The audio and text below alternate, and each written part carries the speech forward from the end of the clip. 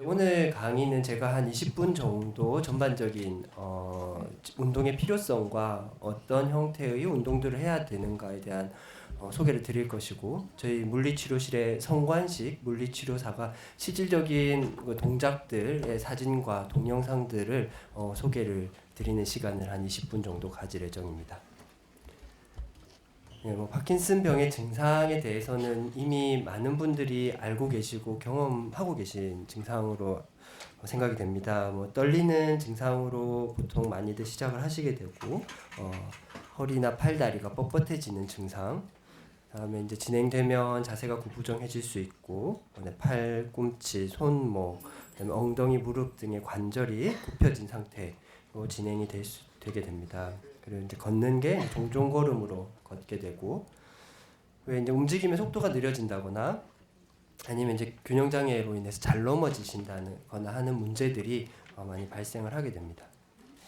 결국은 파킨슨 병과의 싸움은 아주 길고 긴 싸움이 됩니다. 장기전이고, 문제는 그거죠. 이제 많은 약물들이 개발이 됐고, 이제 수술적 치료법들이 개발이 됐고, 그래서 신경과 신경외과 여러 선생님들이 노력해 주신 결과 아주 오랜 기간 동안 좋은 상태를 유지할 수 있도록 치료를 해주시고 계십니다. 하지만 이게 워낙 장기전이다 보니까 결국은 그런 치료 효과들이 떨어져 가는 시기가 오실 수밖에 없는데요.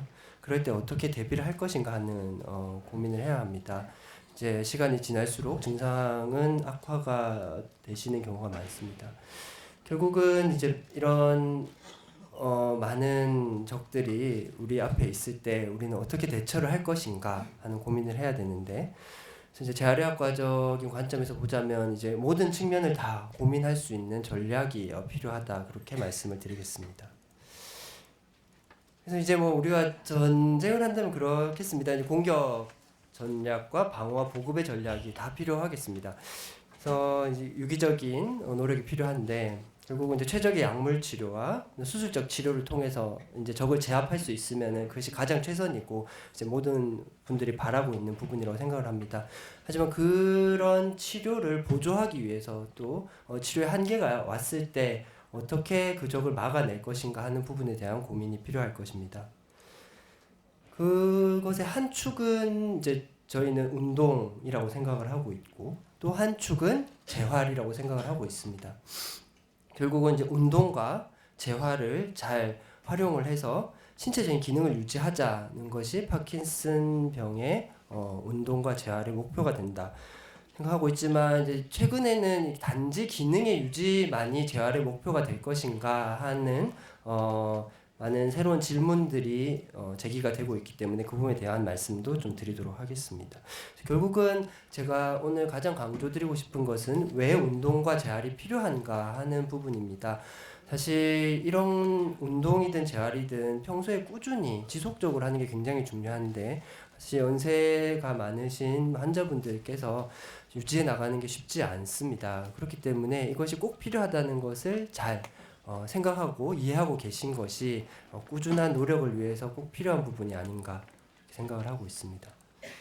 그래서 상식적으로 생각할 수 있는 이유입니다. 쓰지 않으면 더 나빠지기 마련입니다.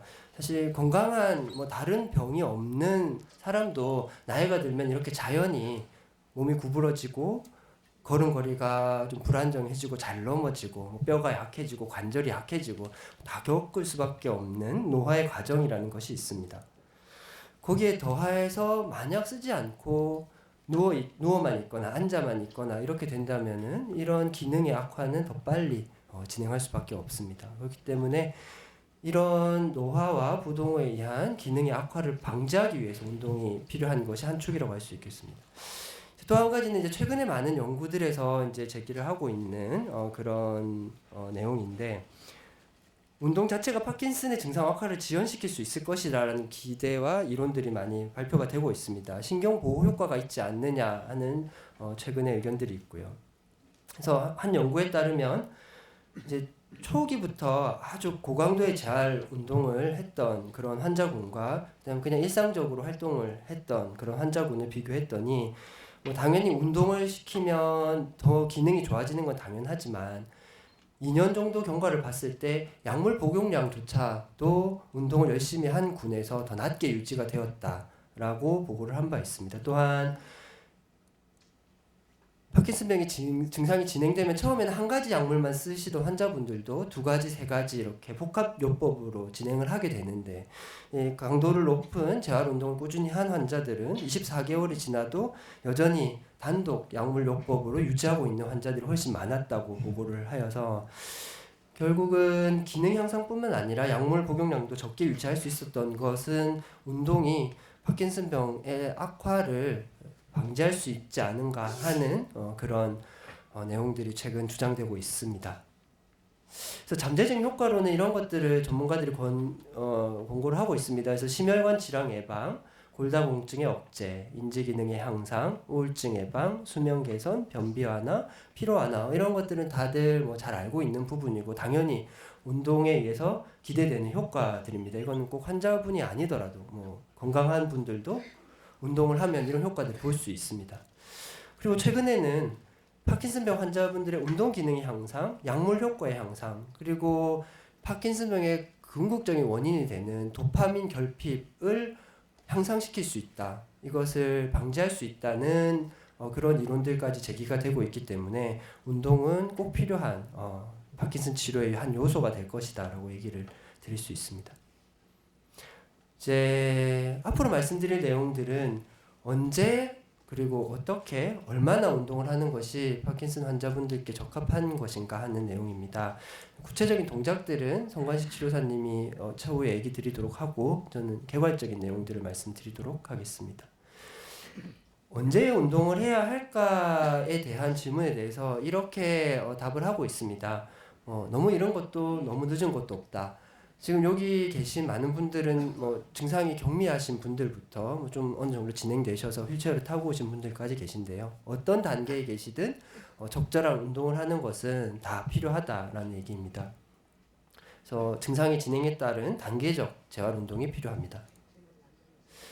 하지만 빨리 시작할수록 더 효과적이다고 하는 것이 최근의 이론이라고 이해해 주시면 되겠습니다. 그래서 재활 치료를 이제 방문을 하시게 되는데 이미 방문을 하신 경험이 있으신 분도 있고 아직까지는 특별히 신체적인 불편함이 없어서 재활의학과를 찾지는 않으시는 분들도 또 많이 계십니다. 그래서 이제 유럽에서는 올해 이렇게 발표를 했습니다. 언제 재활 치료를 찾을 것이냐?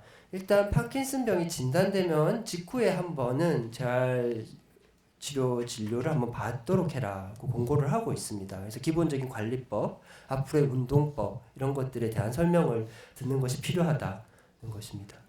그리고 이제 이렇게 생활을 하시다가 본인이 하고 있는 운동 방법이 적절한가라는 의문이 있을 때는 또 언제든 또 재활 의학과 의사 혹은 물리치료사를 만나서 상담할 필요가 있다고 얘기를 하고 있고요. 그다음에 이제 지금도 이제 장애나 활동 제한이 발생을 하면 당연히 재활의학과를 방문하고 계십니다. 그래서 어떤 부분들이냐, 걸음걸이가 느려지고 주저하게 되거나, 넘어지거나, 혹은 넘어질 뻔한 경험이 있으시거나, 이제 의자에서 일어나기, 돌아 눕기 이런 생활 동작들이 힘들어질 때, 아니면 통증이 있을 때, 이럴 때는 재활의학과를 찾아서 어떤 해결책들을 논의를 하는 것이 필요하겠습니다. 그리고 어떤 이유든 병원에 입원하게 되면은 재활의학과 진료를 받는 게 좋다고 얘기를 하고 있습니다. 이 병원에 입원한다는 건 어떤 몸에 문제가 생긴 거고 그렇기 때문에 아무래도 침상에 좀 누워 계시면서 치료를 받으시게 되는데 파킨슨 환자분들은 그렇게 한 몇 주 정도 입원해서 치료를 받는 동안에 기능 악화가 많이 진행될 수 있기 때문에 입원하게 되면 항상 재활의학과 협진을 요청을 하고 저희 병원에서는 전범석 교수님께서 항상 의뢰를 주시고 계신데 그래서 이제 입원한 동안에 기능이 나빠지지 않도록 또 운동을 하시는 것이 필요하겠습니다. 단계에 맞는 재활 치료는 결국은 환자분의 상태에 따라 적절한 운동을 하시는 것인데 초기, 중기, 후기로 나누어서 설명을 좀 드리도록 하겠습니다. 초기 단계에서는 약간씩의 파킨슨 증상을 경험하시지만 일상적인 활동에는 거의 문제가 없으신 상태입니다.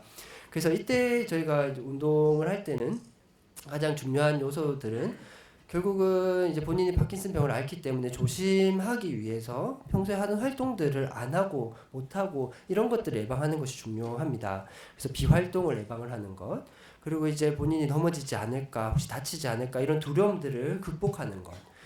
그다음에 운동을 통해서 신체 능력을 증진하고 혹시 뭐 어디 관절의 통증이라든가 뭐 허리의 통증 이런 것들이 있으면 통증을 완화시키고 이제 활동에 제한이 빨리 생기지 않도록 지연시키는 것이 목표가 되겠습니다. 그래서 초기 환자들을 위한 운동 프로그램은 일반적으로 뭐 WHO 등에서 권고하는 건강한 노인을 위한 운동법과 큰 차이는 없습니다. 그래서 근육을 강화하고 그다음에 레저 활동들을 지속을 하고 이제 낙상을 예방하도록 교육을 하고 이런 것들을 포함하고 있습니다. 그래서 이제 저희는 유연성 운동과 유산소 운동, 근력 운동, 균형 운동을 모두 포함한 그런 운동을 강조를 하고 있습니다. 각각을 설명드리자면 유연성 운동이라는 건 잘 알다시피 스트레칭입니다. 몸이 이제 일반적인 뭐 건강하신 분들도 항상 스트레칭 운동을 강조를 하게 되지만은 파킨슨병 환자분들은 뻣뻣해지는 증상이 잘 생기기 때문에 그런 것들을 예방하기 위해서 일상적으로 스트레칭을 꾸준히 하시는 것이 중요합니다. 그래서 뭐 중요한 모든 근육들을 다 한다고 생각하시면 됩니다. 가슴, 등허리, 복근, 다리 등인데 보통은 앞으로 꾸부정한 그런 자세를 잘 취하게 되기 때문에 가슴과 허리 이런 부분에 좀 초기에 초점을 많이 두셔야 될 것입니다. 이제 세게는 약간 당기는 정도의 느낌으로 해주시면 충분하고 이제 보통은 반동을 주지 않고 쭉 눌려서 한 10에서 30초 정도 유지하는 이런 형태로 하시게 됩니다. 그리고 한 번 할 때 한 10에서 30초 정도 유지하고 잠깐 쉬었다가 또 하고 이런 형태로 3에서 5회 반복을 한다. 각 관절이나 뭐 동작별로 그렇게 한다고 생각하시면 좋겠고요. 최소 주 2회 이상이라고 공고를 하고 있지만은 뭐 매일 하는 것이 좋습니다. 그래서 대개는 유산소 운동이나 근력 운동 같은 어떤 다른 추가적인 운동을 하기 전에 항상 스트레칭을 충분히 해주시고 운동을 하는 형태로 이렇게 하실 수 있겠습니다. 그래서 그림으로 보여드리자면 이제 파킨슨병이 진행됐을 때 구부러지는 그런 관절들, 고관절이나 무릎 관절 이런 부분들을 스트레칭을 해주셔야 됩니다. 그래서 이렇게 다리를 스트레칭하는 방법들이 있고, 그다음에 이제 허리와 고관절들을 펴기 위해서 이렇게 허리가 보통 앞으로 구부정해지시는 분들이 많기 때문에 이렇게 뒤로 허리를 펴는 운동들을 초기부터 꾸준히 해주시는 게 중요하겠습니다. 그리고 이런 형태의 고관절, 이제 힙의 스트레칭 운동 같이 병행을 해주셔야 되겠죠. 그래서 주의할 점은 아프지 않은 정도로 근육이 약간 당겨지는 느낌으로 하시고 이제 반동을 주지 않도록 하십시오. 이제 스트레칭을 한다고 이렇게 탄력을 줘서 이렇게 할 경우에 인대나 근육에 손상이 잘 발생할 수 있어서요. 쭉 이렇게 늘려주는 형태로 운동을 하시게 됩니다. 원래 자세로 돌아올 때는 천천히 이렇게 해주시면 되겠습니다. 유산소 운동이라고 하는 거는 결국 뭐 우리가 이제 숨이 가빠지고 땀이 나고 심장 박동이 빨라지는 그런 형태의 운동을 생각하시면 되겠습니다. 그래서 뭐 관절에 무리가 가지 않는 범위에서 걷기, 뭐 실내용 자전거, 수영이나 아쿠아로빅 이런 운동들을 전반적으로 다 하실 수 있고요. 뭐 가장 흔히 많이 하시는 형태가 걷기 운동이라고 생각이 됩니다. 근데 이제 균형 감각이 많이 떨어지시거나 해서 걷는 게 좀 위험하신 그런 분들은 자전거 이런 운동을 통해서도 유산소 운동을 하실 수 있겠습니다. 그래서 이게 이제 뭐 젊으신 분들이 아니니까 뭐 너무 무리하게 심폐 기능이 너무 무리한 운동은 또 부작용이 있을 수 있기 때문에 약간 힘든 정도, 말은 할 수 있지만 노래를 부르기는 힘들 정도의 이제 숨이 조금 차는 그런 느낌으로 운동을 하시면은 충분하십니다. 그래서 이제 일반적인 권고는 하루에 30분에서 60분, 일주일에 150분에서 300분 정도의 유산소 운동을 하시라고 권고가 되고 있는데 하루에 30분을 한다고 했을 때도 뭐 5분 잠깐 하고 좀 쉬었다가 이렇게 하는 건 아니고 한번 어떤 활동을 하실 때는 최소 10분 이상은 해주셔야 된다. 그렇게 설명을 드리겠습니다. 시간은 이 정도로 유산소 운동을 매일 할 수 있으면 바람직하겠습니다. 근력 강화 운동은 가벼운 아령이나 기구 운동 혹은 뭐 그냥 뭐 앉았다 일어나거나 계단을 오르는 등의 운동으로도 어느 정도의 근력 강화 운동이 가능합니다. 그래서 이런 운동들은 대개 몸통, 팔, 다리에 있는 큰 근육들을 활용해서 이제 하는 운동들을 포함을 하게 되겠고, 보통 근력 운동은 한 동작을 한 8에서 12회 정도 반복을 하시게 됩니다.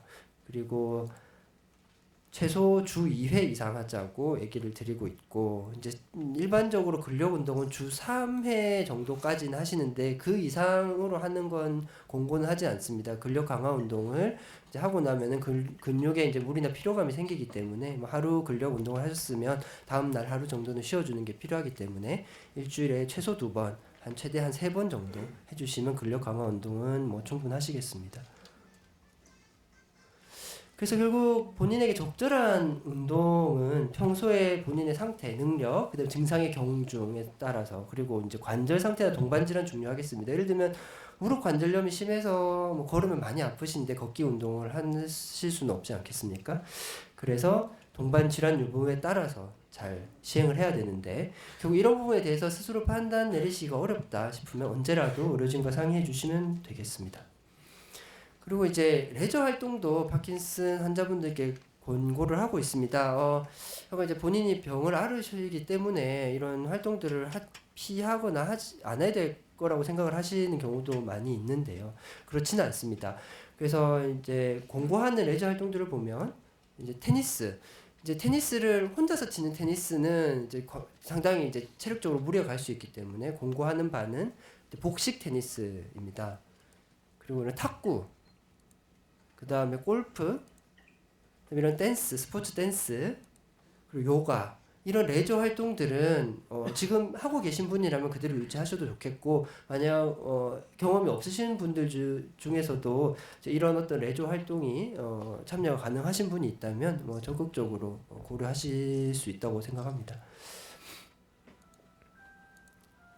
이제 중기재활치료의 목표는 뭐 기존의 재활치료 목표에 더해서 이제 기능 장애가 생기는 것들을 실질적으로 치료하는 내용이 같이 들어가게 됩니다. 그래서 실제로 병원에 나와서 물리치료를 받으시거나 작업치료 혹은 이제 삼키는 게 불편하시다면 연화치료를 받으시게 되고, 또 파킨슨 분들이 목소리가 작아지고 발음을 하기 힘들고 말소리가 잘 안 나오는 문제가 있으시다면 언어치료까지 포함해서 진행을 하게 됩니다. 그래서 뭐 물리치료사의 보조하에 걷기 운동을 하신다거나 스트레칭 운동을 받으신다거나, 뭐 최근에 저희 병원에도 로봇 보행치료기가 들어왔는데 이런 새로운 물리치료 기법들을 또 시도해보는 분들도 가끔 있으십니다. 그리고 뭐 이런 작업치료, 이런 것들을 통해서 실제로 떨어진 기능을 향상시키는 게 목표가 되겠고, 이런 치료들은 뭐 계속 꾸준히 병원을 나오신다기보다는 기능이 떨어지셨다면 한두 달 정도 집중적으로 치료를 받아서 기능을 개선시킨 후에